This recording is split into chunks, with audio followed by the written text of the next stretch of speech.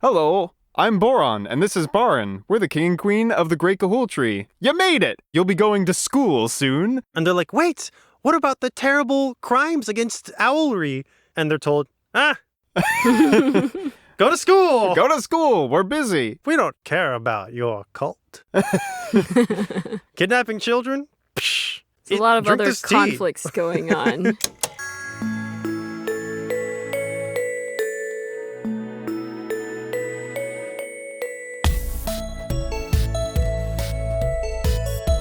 What's up, wet poopers, and welcome back to Nostalgia Club. I'm here with... and... Ho ho! Hee-ha-hee! Hoo, hoo, hoo! It's Michael, that's who. And I'm Victoria. Is that okay to start? Yeah, it's very funny. And today, we're covering the Guardians of Gahul, and if you've never read this series, that opening was totally out of context, and I apologize. It's okay. Everyone who was driving a car just went yeep and crashed into the side, into the center median. Went yeep? Yeah, that's the term the term. birds use when you like get... It's like when you freeze mid-flight. Like you get stunned and you're just like, ugh. I'm just imagining someone saying yeep and driving their Miata directly into the median of a highway. I mean, anyone who would go yeep in the middle of driving in the middle of the highway would have certainly also gone yoicks. But that's classic wet pooper behavior. Classic wet pooper behavior. If you haven't gathered, there's a lot of interesting words in the Guardians of Gahul series as these personified, or not personified. Sapient owls? As these sapient, literate owls with society navigate the slings and arrows of existing with society. So the Guardians of Gahul is a series about owls living in different kingdoms, though none of them really have a king. If you listen to our Warrior Cats episodes, it's like that, but more technologically advanced, but not as technologically advanced as our Redwall episodes. So sort of like in the middle of those two extremes of like animals doing politics. Yes, and probably even as well in the middle of the extremes when it comes to the impact that magic plays as well. Yes. As far as I understand it. This was a series that I had read the first 6 or 7, maybe even 8 books when I was younger. Victoria, Jino, did you ever read this series before? Yes, but I don't remember anything about it. I remember the Guardians of Gahul in its basic premise, which is there are owls and they have a society and it's similar to Warrior Cats. But other than that, I really didn't remember most of the characters or anything that happens in these books. So it was very interesting to basically read these for the first time. I also am not sure if I read these in order. It's possible that I picked up random books and just read them, but that seems also out of character for my younger self, so maybe I didn't. But I really don't remember the first and second book whatsoever. Wow. The only character I really remembered just by name alone was Eglantine. Oh. So, but I didn't even remember Soren's name, and he's the main character. What a name, Eglantine. I really like it, actually. Some of these names I really do enjoy. But they are owls. They do lay eggs. It's like calling your kid baby Eglantine. Fetus Jones. Sup, my name's Fetus Jones. I mean, yeah. Welcome to Best Buy. So, Victoria's making a face. My name's Fetus Jones, son of Zygote Johnston. No, I think I just like it because it feels sort of, yes, they lay eggs, but it's elegant. It is a very elegant name, Yeah. and I feel like she's an elegant owl, although in these first 2 books, we really only get her as a child, so. Oh my god, is Soren's name because soaring? It's I possible. just got that. Well, when I Googled it, it said it was it's a real name. I don't want to... But it must have been chosen because it sounds like Soren. I Soren. mean, it must. And then Clud. Yeah, Clud is just you're not supposed to... But yes. Apparently, Soren is a name that means stern, strict, severe, but he's none of those things. So maybe it really was because it sounds like soaring. Probably. I know the name Soren because in the TV series The Dragon Prince, there is a character named Soren. Oh, yeah. Nice. And he's also not stern, strict, or severe, so... No, he's not. When I Google Gylfie, who's another owl, I really like that name too. I do It's a good not one. get a result for like a name like Soren. All that comes up is just the character of Gylfi. That makes sense. Very iconic name. And when I Google Twilight, well, never mind.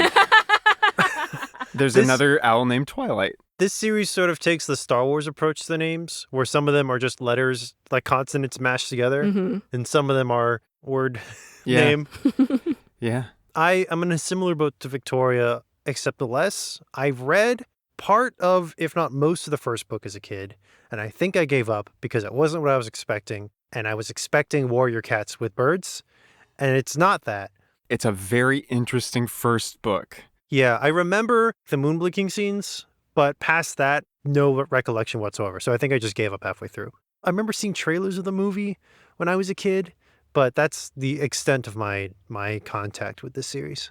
Yeah. When I think back to it, what I remember is the location where we spend most of book one, St. Aegolius or St. Aggie's Academy for Orphaned Owls, and the weirdness of that location, this strange cult that has kidnapped a bunch of owlets and is forcing them to commit all acts of labor under hypnosis. And I remember the feeling of the scene set in and around the great Ga'Hoole tree, where the titular guardians of Ga'Hoole spend most of their time, and the feeling of, oh, it's this very large tree with a lot of space in the trunk and in the branches, hollows, a lot of different schools and industry, and there being a kind of magical feeling to that, a sort of Camelot-esque, but, in the air among the sky kind of feeling to that. And for what it's worth, in reading as much as I could of the second book, I did get that feeling in a lot of the scenes at the Ga'Hoole tree.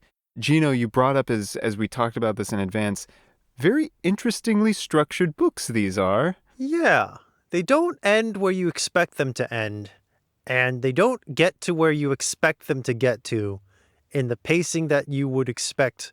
It's unexpected. The first book ends, it kind of just ends, and they haven't gotten anywhere. They're kind of just in the middle of nowhere. Well, I would argue that at least the first book completes a sort of standard arc because it starts with Soren, you meet his family, and then he mysteriously falls out of a tree, Yes. and then he gets captured, and then you just assume by the end of the book he will have escaped, hopefully. And he does escape. He escapes with Gylfi. But then there are a couple extra chapters where they start meeting other owls and then actually deciding to go to find the Guardians of Ga'Hoole. Yeah, it doesn't follow sort of conventional Western storytelling expectations where the character's arc, the culmination of that, usually coincides with the culmination of the plot's arc. But the plot, I guess, of the first book, if that's how you want to put it as, finishes way before Soren's arc completes.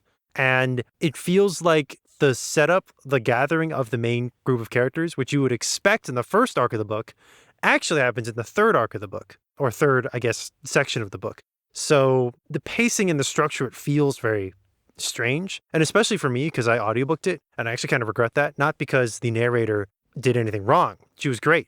It's just the prose itself is very circular. And I've talked to you guys about this before. Yeah. It finds a point and then it kind of just goes around and around and around that point. And then it'll kind of get distracted and then it'll come back to that point and go around it some more. Reading it, you can kind of skim past those chapters or skim through those chapters. Warriors does this as well a lot with recapping plot or recapping character motivations or emotions. Guardians recaps plot and character motivations too, and that's understandable for the genre and the audience it's going for. But I feel like it just meanders on things that aren't very important, just over and over and over again. And I'm not sure if that's because I'm not the target demographic and it's trying to like hammer in points for younger readers, or if that's just the writing style and I don't mesh with it. But it was hard to get through, and I did not succeed. No, I felt it too. And it's to the point where I'm like, well, I don't know, maybe as a younger kid, I just sort of embraced it more. Like I didn't have as much set up in terms of expecting certain things in terms of character arc or plot structure or payoff, or, I hadn't seen as much, read as much. Just like with the Book of Three, even, which ends from a traditional standpoint rather anticlimactically with a Deus Ex Machina. I just sort of accepted it point blank, and it it meant something different for me upon a later reading. With Mhm. this, like you said, it's very much like, the plot of book 1 is we've been kidnapped and we're in St. Aggie's Academy for Orphaned Owls, a very creepy place and we talked about this, the world building of these books is really quite fascinating Mhm. and detailed. And yet we escape St. Aggie's without too much in the way of escalation in terms of like the desperation of our characters. They kind of make an ally or two, and then they kind of practice flying because they don't know how to fly when they first get there.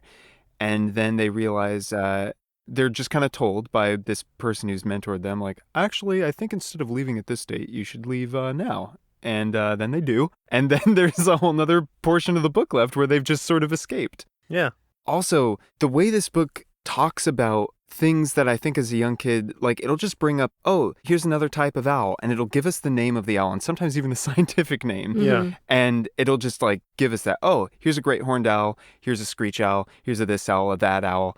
And as a kid, it must have all just rolled off my back, or I must have just been like, okay, cool, because I'm reading through this now and I'm like, they're just sort of throwing things at me without explaining too much. And yet I'm going like, okay, I guess this is a thing. Like we're told about battle claws or battle talons, which are an admittedly cool thing to have in a book like this, where these owls will get a hold of, or create these metal sheaths to put over their talons so they can be better warriors. They can create armor like helms that go over their heads, so metallurgy. But when it brings it up in the book, they don't explain what battle talons are like at all. They just sort of say. Yeah. And the first time we see an owl in full armor and everything, it just says that the owl enters in full battle regalia, and it doesn't even describe what's going on with that.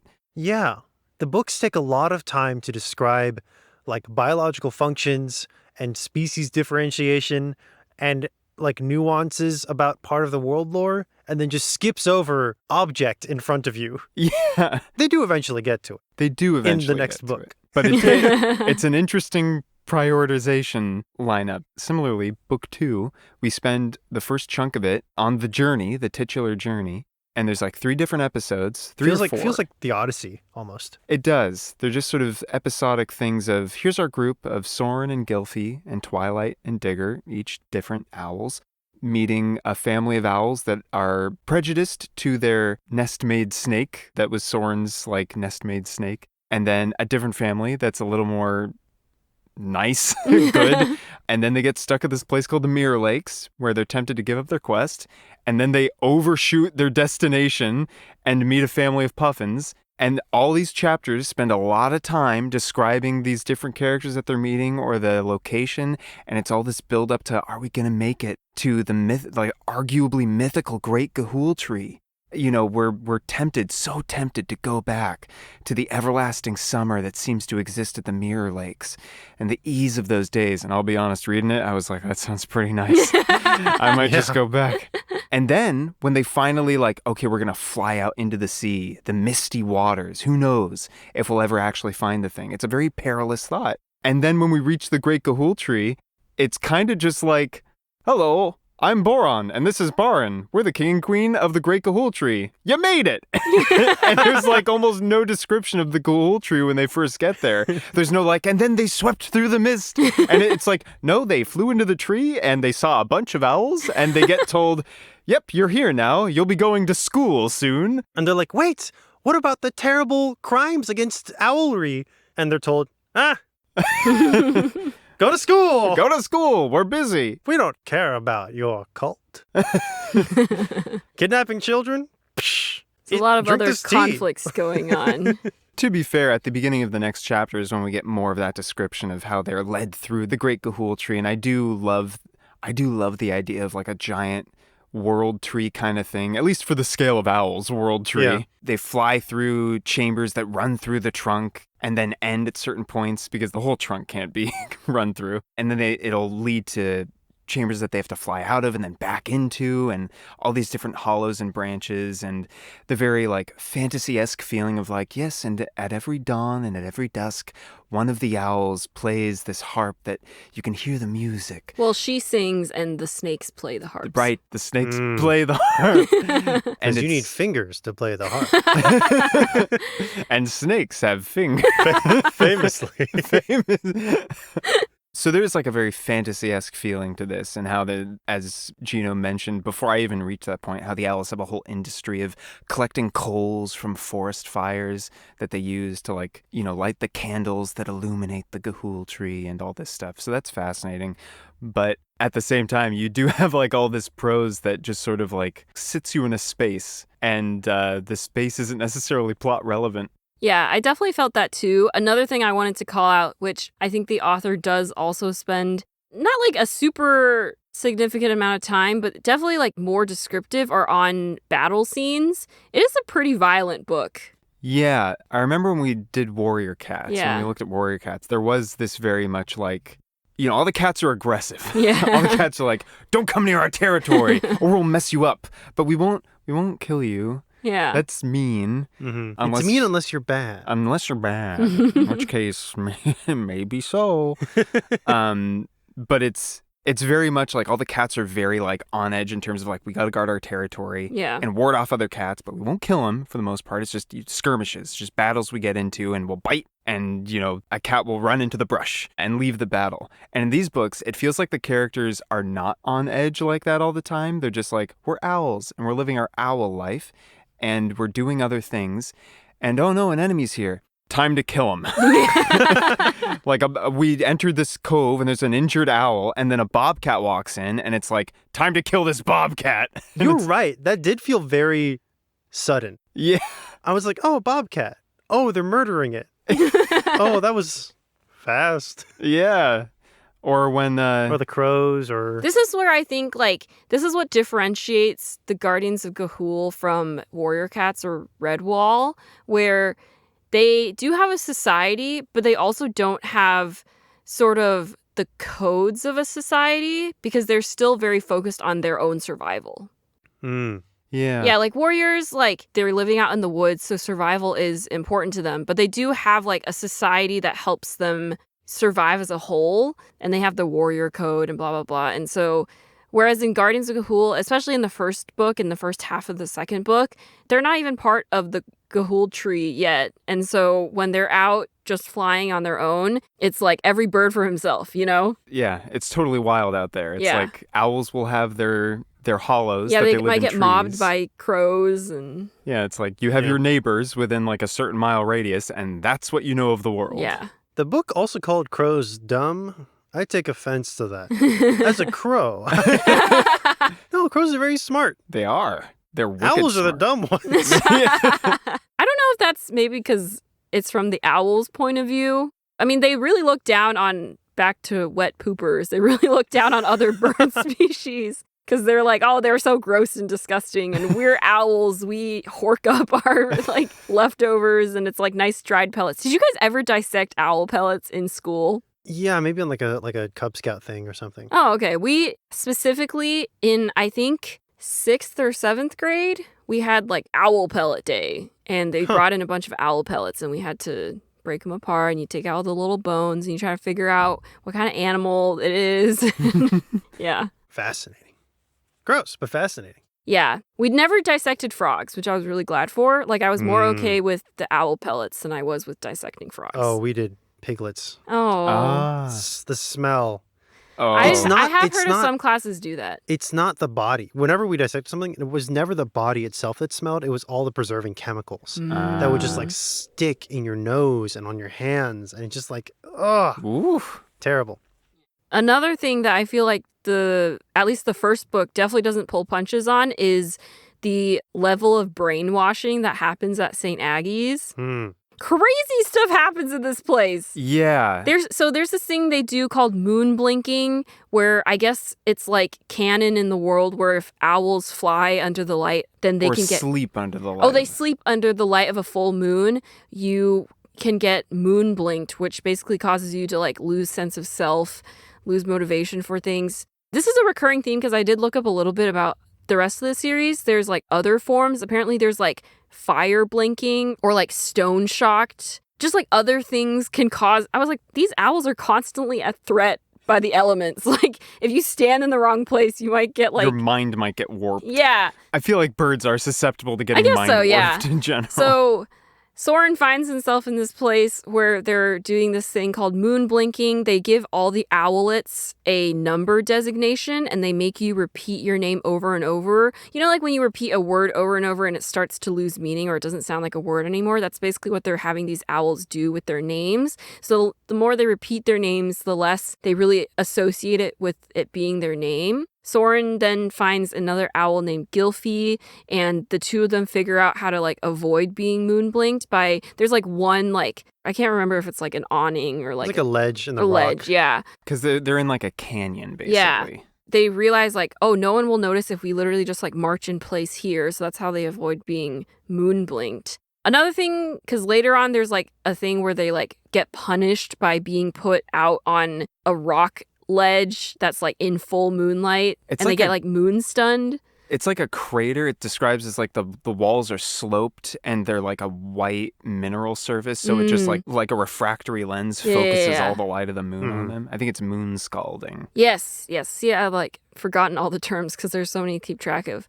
But they managed to avoid that by telling stories. There's definitely a theme of like knowledge and curiosity are very good, and that's how you keep your sense of self and maintain your mind, I guess. I will say it was really interesting reading this book while watching Severance. Yeah. Because in Severance they have Spoilers for Severance, maybe? No, this is just the general concept okay. of Severance, where like they have you, I mean, I guess slight spoilers, but this is season 1. I haven't watched season 2 yet. They do similar brainwashing techniques where they have the characters repeat a manifesto over and over again until they just like totally aren't themselves anymore. And they employ little like bribery or like reward tactics to get you to feel like maybe it's not so bad here, which they also do in the first book. It was like really weird because it's like, it's funny that I happened to be reading this book at the same time when like normally that would not happen. There's a lot of these books that feel like a lot of research went into them. Yeah. And a lot of that has to do with world building, like the author Kathryn Lasky doing a lot of like, okay, how does the Gahul tree function? And what are the different chaws or basically schools, you know, disciplines that these owls have? But then like St. Aggie's feels separate because it's like, how would an organization, even taking into account the fictionality of moonblinking, what are all the ways it would try to manipulate psychologically young, impressionable people into being like okay with this very strange alien way of doing things? Yeah. Of forgetting your name, embracing a way of life that is contrary to your very being, of being afraid of the very notion of asking a question. Yeah. They also do, this was actually horrifying to me, but once owls get to the age where they can start to fly, like they develop their flight feathers, then they bring in the bats. And the bats literally drink the owl's blood so that they don't have enough nutrients to, like, their feathers become brittle and then they can't fly. Yeah. And they become lethargic. And that's how they, because then you think about it, you're like, okay, yeah, sure, you can hypnotize all these birds, but by the time they learn how to fly, they could just, even if they're hypnotized, they could just fly off. So how do you stop that? Okay, we bring in the bats. They're going to drink their blood. And I was like, oh my gosh. And it's really terrifying the way it's described, too. And they have a song for it that they sing while it's happening to them. That's another thing in these books. Like, it's a terrifying they also image. employ like social ridicule as a punishment, too. Reading this book brought me back to a place that I think we hadn't been for a little while, which is like, oh yeah, children's books can get surprisingly dark. Yeah. Surprisingly mature. Like, oh, I'm going to read this. Oh, book 1, The Capture. What does it have on the front? The face of an owl with like a little bit of like, you know, like a pine tree stem sort of. Oh, it looks interesting. And the back talks about, oh, Soren is born into the forest of Tydo, a tranquil kingdom where the barn owls dwell. But evil lurks in the owl world, evil that threatens to shout blah, blah, blah, blah, blah, blah, blah. Meanwhile, you read the book and you're like, I'm just spending a bunch of time in a real messed up place that's like putting our characters through psychological torture in all kinds of ways. I don't know how you get there. Kathryn Lasky, you have a mind that I cannot even fathom, because it's like you create this incredible world that's like got all these animals and owls in particular. And it's like I can see the sort of mythological inspiration from a number of things. And you have like, okay, the great Ga'Hoole tree and all this and that, and an order of knights to, you know, protect the realm. But your book one is about this very strange cult. Yes, it has like the trappings of certain real life things, even like the name St. Aggie's Academy or something. But like the way it functions is so like how much you have to think about how this works and how it applies specifically to owls. Just kind of wild. Yeah. Now here's the thing. Even I'm going in circles. Just like the pros talking about it. Yeah. And St. Aggie's isn't even the biggest bad that they face in these books. Yeah. Yeah. There's the pure ones. The pure ones. Which I believe are like this faction of owls. Specifically Tyto owls, Yeah. like barn owls, who believe that barn owls are the superior race of owls. Yeah. Yeah. Which is interesting as a world detail, because one, that's what Soren is. And two, apparently those owls are supposed to be rare in the owl kingdoms. And so you wonder if maybe the majority of them got wrapped up into the pure ones. And there's a whole map at the beginning of the books, and there's like, you know, the beyond, where long ago the pure ones fought the guardians of Ga'Hoole and the guardians won, and so the pure ones probably went somewhere else, and probably a lot of the Tyto owls went with them. And then that becomes like a facet of the series, is the pure ones come back and they're up to no good. So the pure ones are not related to St. Aggie's at all.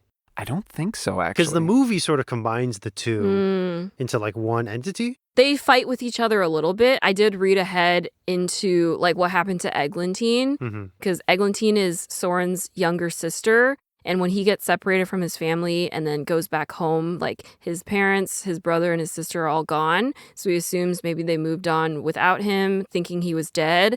Later, a group of Ga'Hoole, like the Ga'Hoole search and rescue team, finds a bunch of owlets who are just dropped in the middle of a forest. It becomes coined as like the Great Downing, I think.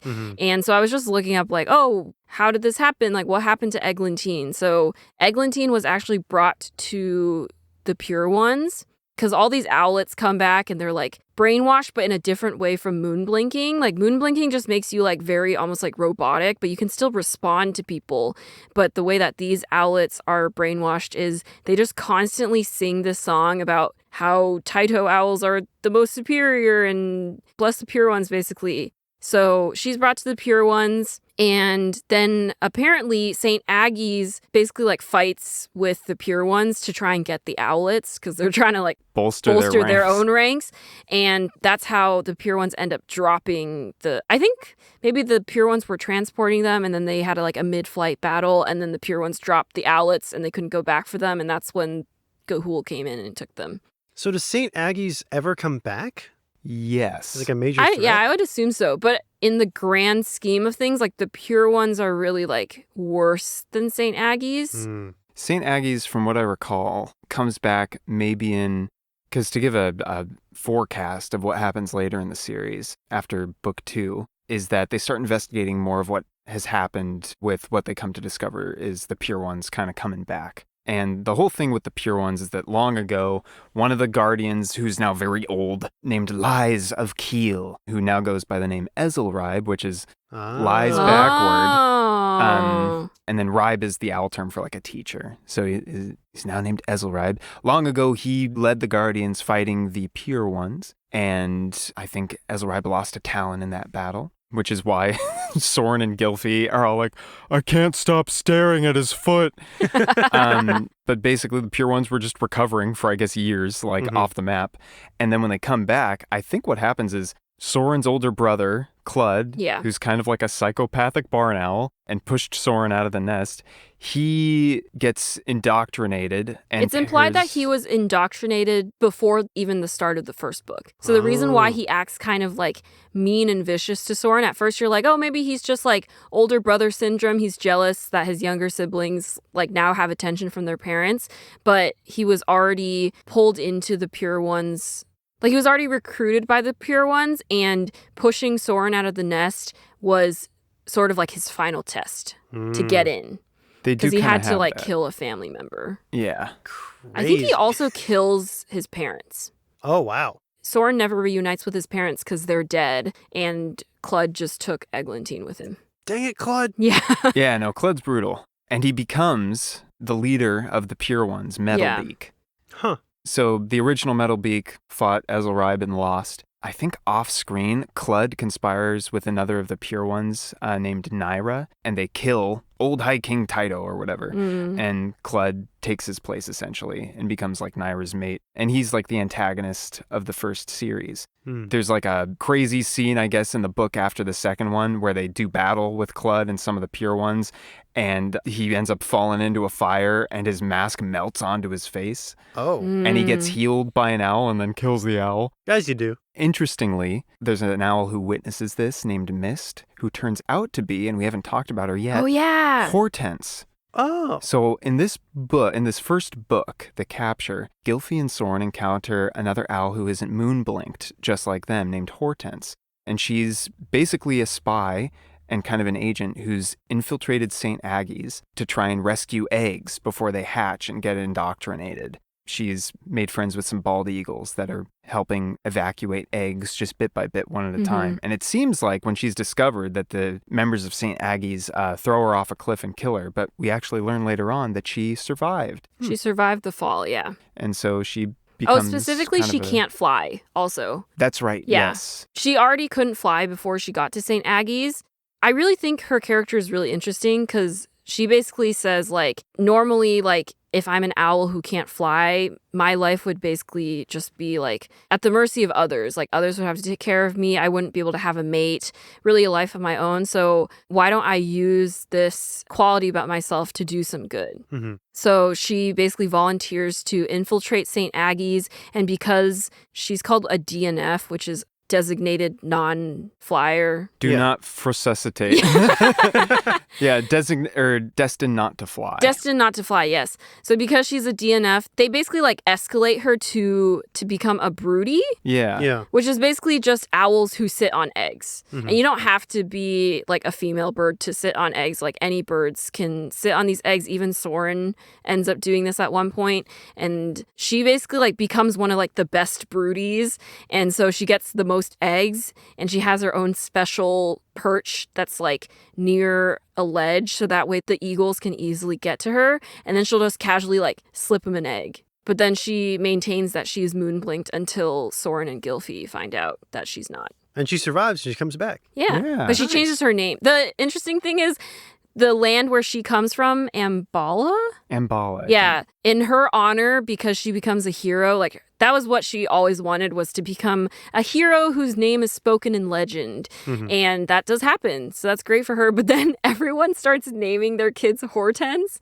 And so I think she partially changed her name. So it's like, I'm going to pretend this is a little weird now. But because when I Googled Hortense, when I was like trying to look up more about her character, and there's another Hortense later in the series who's like a male owl who presumably was named after her because she became this hero. I just thought it was funny. Yeah. That is fun. But Wow. it's the deep lore. Yeah, the deep lore. Speaking of deep lore, one of the reasons Hortense is like sort of messed up as an owl is because apparently in the place where she came from, I've already forgotten the name, Ambala, there are deposits like in the water or whatever of these little things called flecks, or what the owls call flecks, which we later learned to be seemingly magnetic metal material. I was thinking that. I was like, they've definitely got to be some kind of magnet. Yeah, and there's this, I think, an interesting and sort of cool scene where the storytelling really comes to the fore. I'm like, okay, this is like very efficient plot building where one of, the leader of St. Aggie's busts into this library to stop Soren and Gylfi from escaping,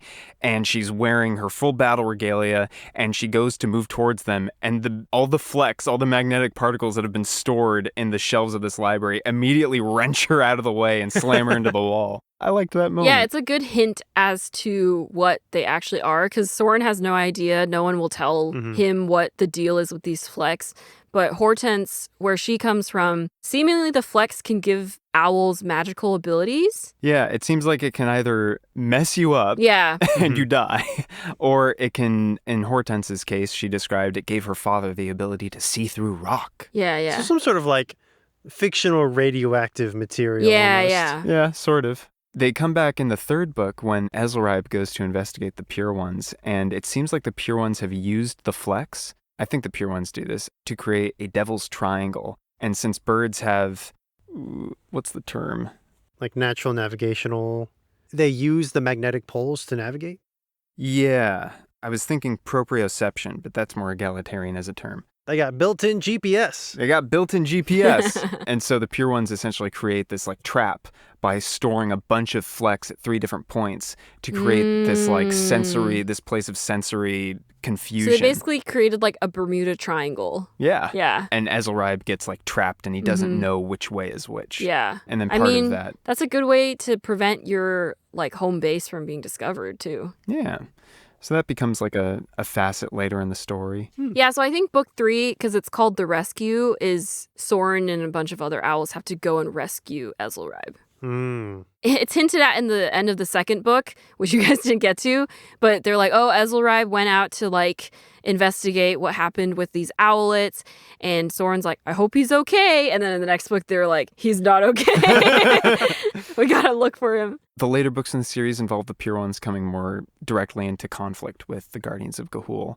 And I think they lay siege to the Great Tree. And I think what happens is in that process, the Pure Ones kind of overwhelm St. Aggies, is the idea. I don't think St. Aggies starts working with them. I literally think the Pure Ones just take it over. They're like, great, you have brainwashed warriors. We'll take them. Yeah. And St. Aggies is kind of like it's a terrifying operation, but it's also built off the back of like disenfranchising every other owl under their like control. Yeah. So the Pure Ones kind of overwhelm them. And then I believe Skench, the leader. Yeah, that sounds about right. Skench and Sporn, her second in command, end up going to the Great Ga'Hoole Tree, basically seeking sanctuary. And from what I remember, it's like a moment where Soren's like, no, that's the ones, you can't do it. And the Guardians are basically like, well, they came here seeking sanctuary and maybe we'll be able to use them in some regard. And then from what I recall, this is one of those weird things where like your brain archives information for whatever reason. And you're like, reading these books brought this memory back. And I was like, where was that hiding in my neurons? Why can I not remember important math formulas? And yet I remember this.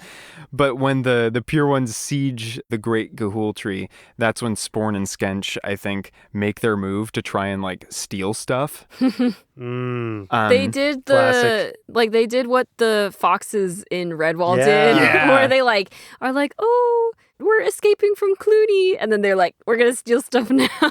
I guess it was technically the one fox at that point, but anyways. Chicken Hound? Yeah, Chicken Hound. Yeah. But unlike Chicken Hound, I don't believe they get away with actually killing anyone. Instead, they get killed. Yeah. And that's kind of that, I think, for St. Aggies for the most part. Fascinating. So it really is, here's your main villain. Oh, wait, just kidding. Here's your main villain. The other one just gets steamrolled in the background, off screen. From what I recall. I mean, it definitely does set like a really ominous tone because you've watched Soren go through this horrific, mind-boggling experience in the first book, and then they get to the Ga'Hoole Tree, and it seems like there's something worse out there, and so you're like, wait, but St. Aggies was already really bad. Yeah. How much worse can this other party be? Yeah. I guess they're pretty bad. It does make me curious about the original plan, I guess the plotting of the first series. Like if that was intentional or if there was sort of a pivot part of the way through to be like, oh, like St. Aggies isn't enough of a villain. We need something more substantial. The impression I get from these first 2 books is they're primarily like setup books. Yeah. The first book is setting up Soren's character and who he is and his core group of friends that he makes. And then the second book is, I think, setting up for the Pure Ones, which is why I can understand why it feels very meandering to you, Jino, because it's like, great. Because it kind of is. Yeah, no, like, I feel like these could be, like, if these were combined into one book and, like, you cut away some of the, like, repetitive stuff, it could just be the setup for, like, it could just be the first act of the story. Like, the first book is sort of evil school story with some Odyssey traveling. Yeah. And the second book is some Odyssey traveling and a good school story. Although the Guardians don't really, at least the first impressions that we get from the second book, they don't really swing me as like good. In my opinion, I think they're just too bureaucratic. Yeah. Like, I think they've gotten to the point where, like, anytime they make a decision, like, the council has to, like, hear your proposal, and then they have to decide what's the most important thing for, like, everyone to focus on. And so when Soren and Gylfi arrive and they're like, we have information about St. Aggies, they're kind of like, okay, we know about St. Aggies. It's not really our priority right now. Yeah. It's definitely frustrating because you're like, that whole first book was about how terrible this place is, and they're not really focusing on that at all. I don't know. Like, I have no opinions on if it's, like, good or bad. I just think it's kind of interesting. It is interesting. Michael and I were comparing it to the Jedi Council, where they're sort of, like, too steeped in tradition and sort of, like, uppity. Like, they're sort of prideful, and so they don't take threats seriously anymore. I just, maybe this, again, my fault audiobooking it, but it didn't feel satisfying in an unsatisfying way. Yeah. Sometimes like, the heroes get to the king and the king's like, I won't help. And you're like, they made it, but they won't. Now they have to figure out a new way. It sort of felt like, I won't help. And the heroes were like, all right. Guess I can't help. They do kind of like fall into like, well, they're going to put us through school now. Yeah. They sort of accept it very quickly. Yeah. It's strange. I enjoy like when I sit back and go, okay, whatever. I'm just going to like, we're hanging out at the Great Ga'Hoole tree and I'm just going to like learn about what it's like to be there. I enjoyed my time more. Yeah. And I think I was able to enjoy it even more when I was a kid. Partly because that's also your experience. It's like, well, I just go to school for, however many hours a day. But in this book, I can be an owl and go to owl school and fly around. Yeah. And like learn how to, fly through the weather and pick up true. coals. Yeah. Like if I separated all the school stuff in the second book from the greater plot and I didn't really think about it, I did enjoy sort of like the character building moments. Like Soren is selected for what's kind of like the least desirable job because they have to work double shifts. And then he finds one of them like kind of boring, but he's also kind of scared at the same time because they have to like fly in big gusts of wind, which are typically like quite dangerous for owls. It's their job to go into forest fires and bring back burning embers and coal. And he finds that part interesting. Soren has the mentality of like a gifted and talented kid. Yeah. There's literally a sentence where he's like, because they've been dispatched, it's their first forest fire. And he's like, I know that they told us that it's okay if we don't get a piece of coal on our first go, like our first mission. There's no shame in that. But I will feel shame, so I have to do it. And I was like, oh no, Soren. Oh, Soren. The crazy thing is he like gets caught in like an updraft and like almost loses control. And then the very next line is like, he got a piece of coal. And I was like, what? And it turns out Soren doesn't even know how he did it. And then the others are like, yeah, it was crazy. You did like this crazy like backflip maneuver. And then like there was a piece of coal that flew up and then you caught it in your beak. And he's like, okay. And I was like, Soren's like all worried about like, what if I can't do it? And he does like the most like main character protagonist thing.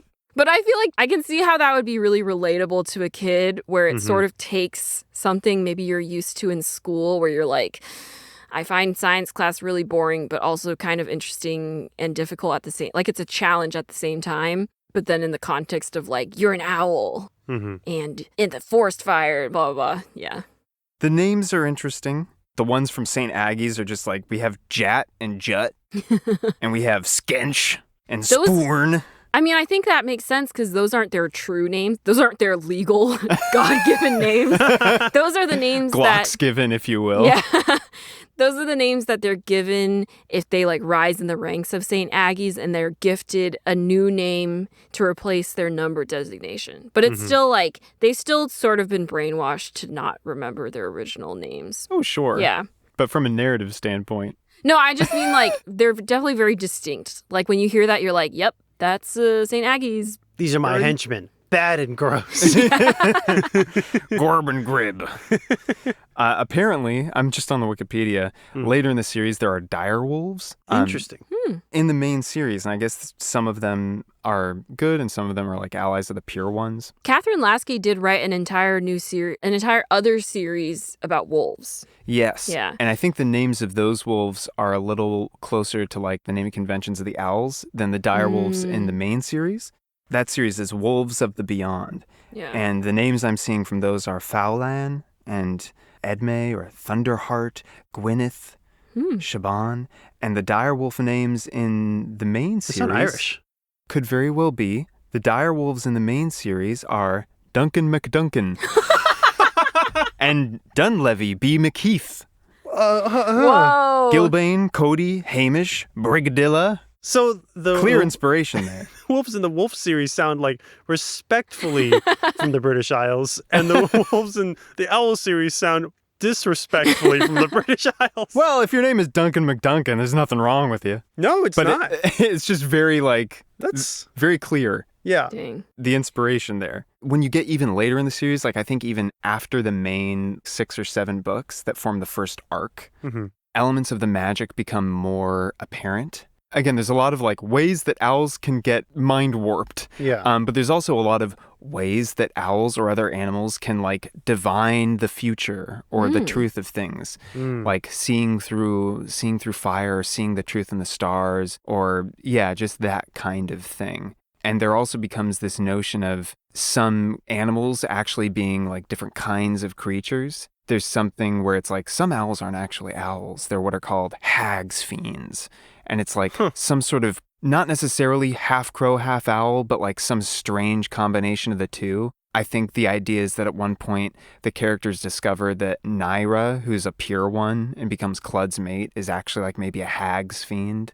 And that hag's fiends have a certain connection to the magics of the world. Interesting. I encountered a term when I was looking at the wolves that is Vyrwolf, VYR wolf, which I don't know what that is. I'm curious to know if I guess, at least in the very beginning, the subtle post-apocalyptic vibes ever get touched on. I don't know if they get touched on very deeply at all. Because the implication that humans were here, and now they're gone, and Oh, now yeah. 'Cause animals they can reference, read. oh, no, they don't reference in the book. But when I was reading about Eglantine, the pure ones, live around, human bones and stuff. Yeah. Yeah. Fascinating.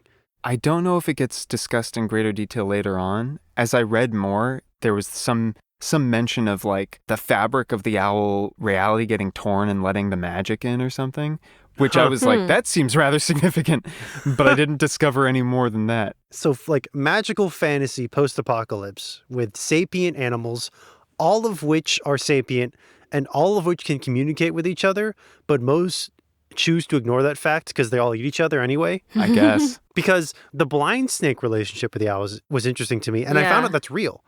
Oh. Screech owls usually kill their prey, but they will capture blind snakes alive and usually feed them to their chicks. But the blind snakes that escape into the nest end up just eating the bugs and stuff, and actually increase the lifespan of any chicks born in those nests. And so there's debate whether if it's on purpose and whether they can be considered domesticated by the snakes or by the owls, but they do have a clear benefit. And so it is sort of a symbiotic. Yeah. But That's fascinating. the idea that oh yeah, we eat snakes, but some of them we don't, and they're our friends, and then so some of us don't eat snakes is Well, specifically, fascinating. Soren says that his parents were just particularly sensitive. Yeah. Other barn owls who have nest maids do still eat snakes. But Soren's parents were out of respect for our lovely nursemaid, Mrs. P, we won't eat snakes. Yeah. And then he forces all his other friends to not eat snakes either. And it sounds like a culturally Taito-specific thing. But then they get to the Gahul tree and there's just nest snakes everywhere. Yeah. So maybe it's a general owl thing. Well, there is an implication that well-bred owls have nest maids because they encounter a couple other species of owls, the really pretentious ones that they first meet. They're always ugh, the nest mate is talking to us. Yeah. Yeah. And it's very... So I think not a lot, but there are a couple remarks made by other owls to Soren, oh, you seem like you grew up in a well-bred family, or you seem to, they have sort of a hierarchy of old family names that are given more social standing in the Gahul tree too. So I think in general it's if you're from a certain family line, then you have nest maids and they take care of you. It's almost like a rich kid thing, but they don't have money, so it's not really about that.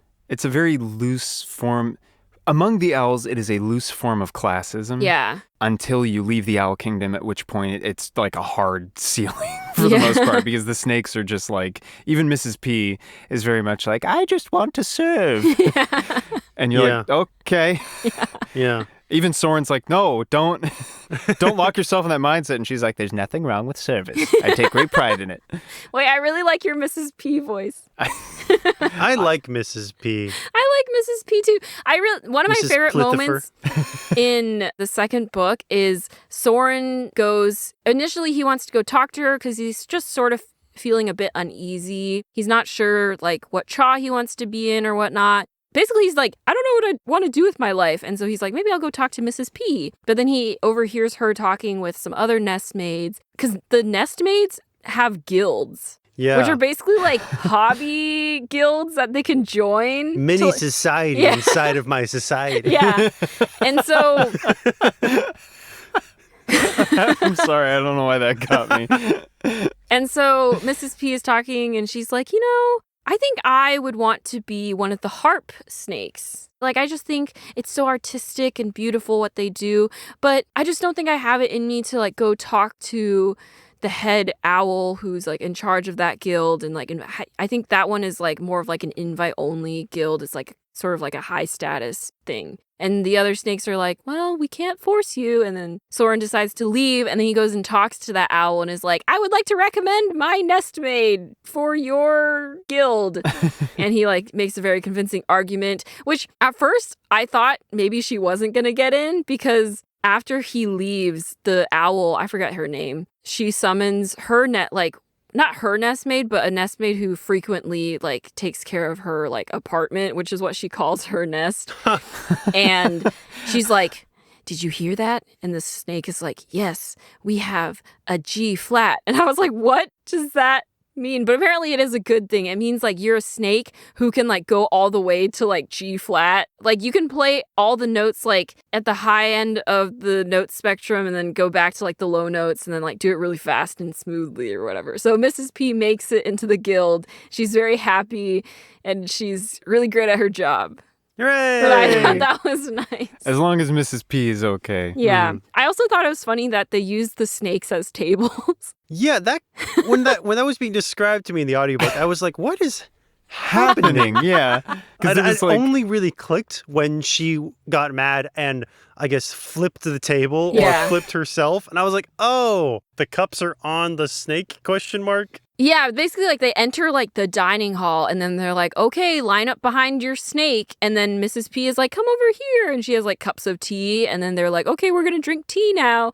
And they don't have furniture. Because again, like we said, like the level of technology they have is like they have candles, but they don't have furniture. So they eat, but they also have cups. They have cups and they have forges and they make tea and they cook cake. their food. And they make helmets. And they make helmets. Yeah. And they have harps. And they have harps. And books. And they write books. They do write their own books. They when write you books. say it like that, I'm like, okay, it is interesting that they have candles. harps but not tables. The snakes read and write books somehow. They but no wash tables. dishes. And they have society. They have society. And society within society. But no soup. No soup. That's a disappointment. So they don't have capital S society because there's no soup. Are you a society or are you a society? S in society stands for soup. Yum, soup. I also love the fact that they have tea. Yeah. That the second they get to the Gahul tree, their tech level goes from like raw rat to it's tea time, love. What is it? Milkberry tea? Yeah. Yeah. Yum, yum, yum. They make like milkberry tarts too. Yeah, they have baking.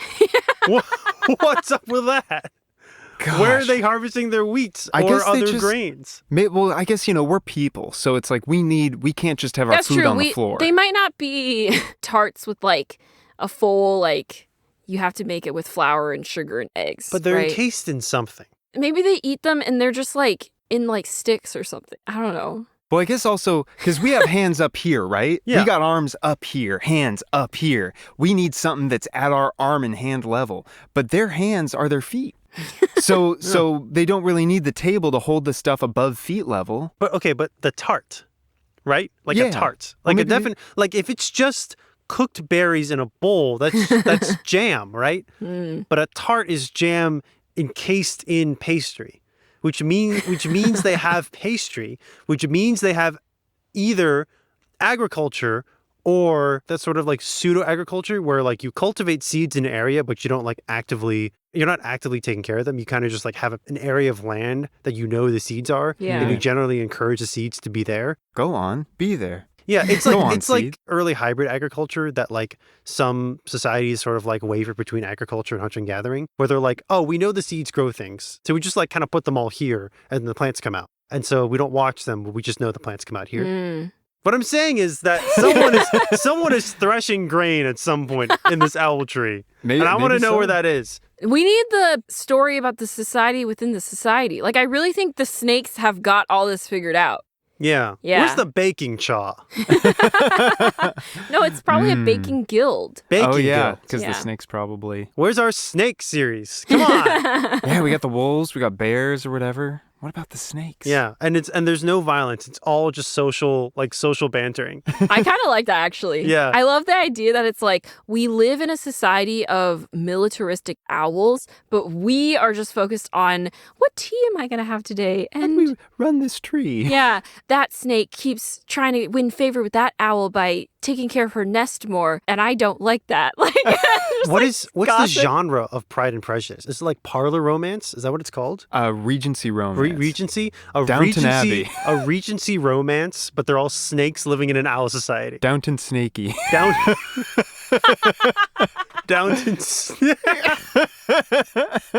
Wait, that's kind of brilliant, actually. Downton Snake. I really like that.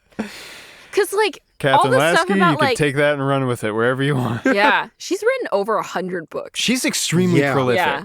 We were just looking at her list of I'm amazed. Yeah. I'm amazed that she could write the Guardians of Gahul with No, all 'cause- this bespoke yeah. stuff and also write all this other stuff. That's what I was thinking, because, like, we've talked about, like, warriors. There's a lot of warriors books, but they are written by, like, a team of people. Mhm. There are a group of Aaron hunters, but Kathryn Lasky is just Kathryn Lasky. Like, there's no pen name. She actually writes other books for adults under pen names, but it's still her. Yeah. So I'm just like, wow, respect. Also, on her website, she has a picture of like her writing room, and it is like the most peak writing room I've ever. Really? It looks. I would rent that as an Airbnb. Oh, Not that I have that man. kind of money, but All right, let me actually, type down in. with Airbnb. I'm making my statement right now.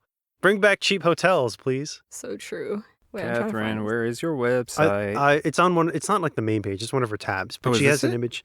Yeah. When you think of like writer's room, doesn't that Ooh. scream like a room where writers work? It's like there's wood flooring, wood desk, wood wall. It's very wood. It's very warm and cozy. There's like a couch, and there's like papers everywhere, and like big books for research. big rug in the middle, And big, an Apple big laptop. armchair, lovely armchair. and- Yeah. Yeah, that's the dream.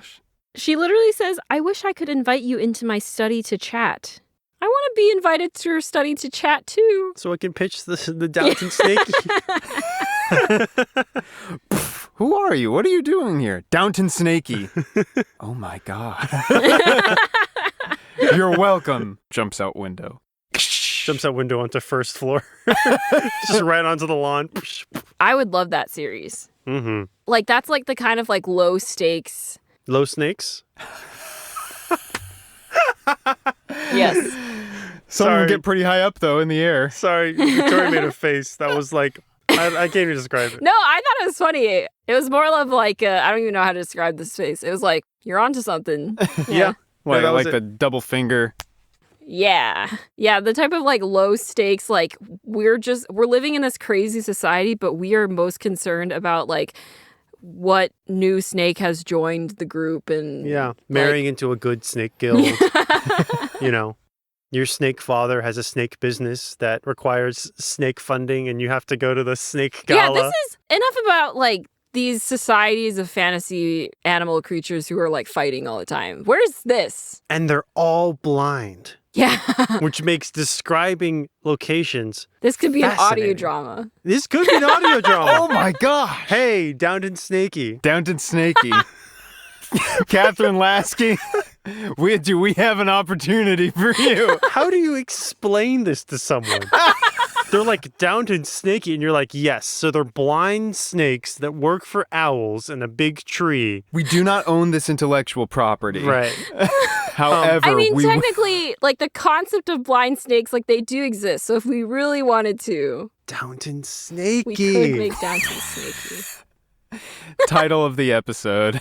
Oh my gosh, I would read that. I don't necessarily want to write it, but I would read it. Hey, it's the year of the snake. That's true. What better time than to write Downton Snakey? Mrs. P, this one's for you.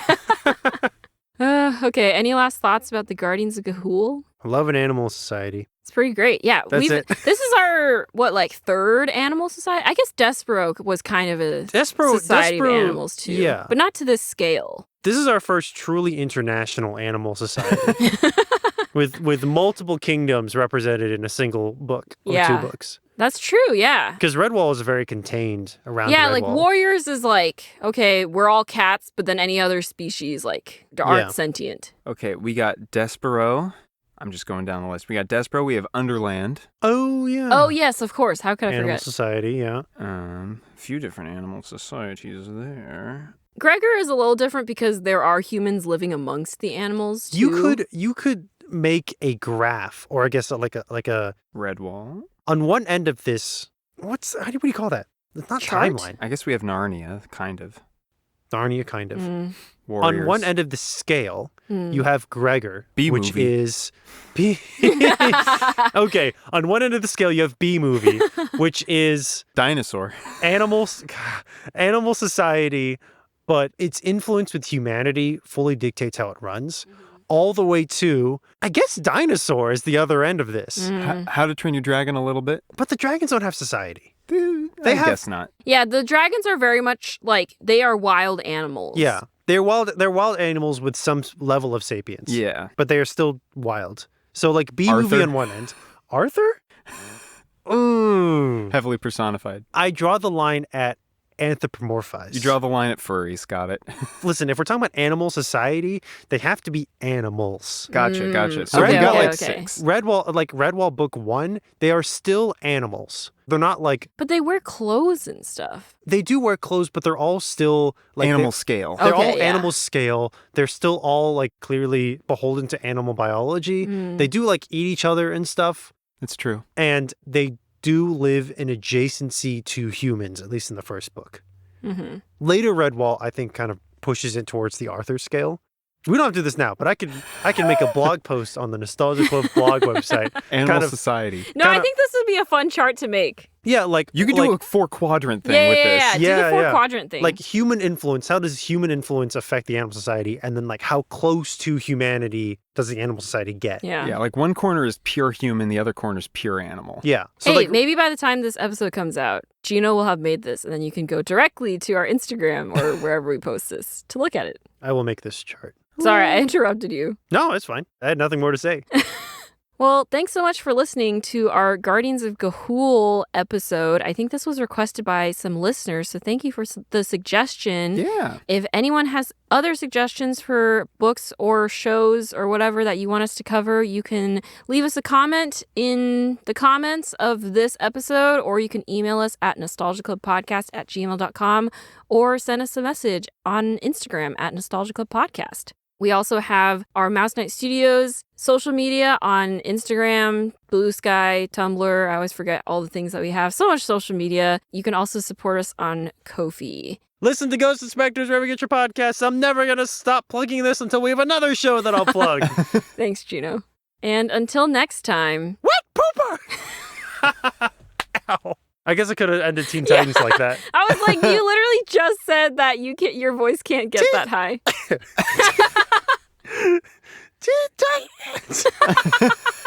No, I was going to suggest that for the until next time, you have to try and make a sentence with like as many of these vocabulary words as possible. I wrote down some of the most important ones. So there's dwanking, which is like the moon waning. Mm-hmm. Yarping, which is when you throw up a pellet. Yoicks, which is being like crazy.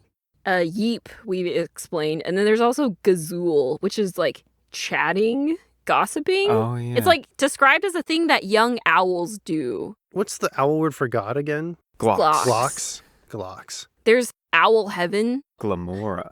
Oh, yes. And there's also owl hell. The religious undertones of this book, I think, are also interesting. Not that we have time to go into that. But the owls do seem to have some form of religion, but they just don't talk about it. Yeah. By Glocks and Gamora, if you gazoolers don't stop yarping, I'm gonna go yoinks and yeep right out of the sky. Doink. Very tepid. That was great.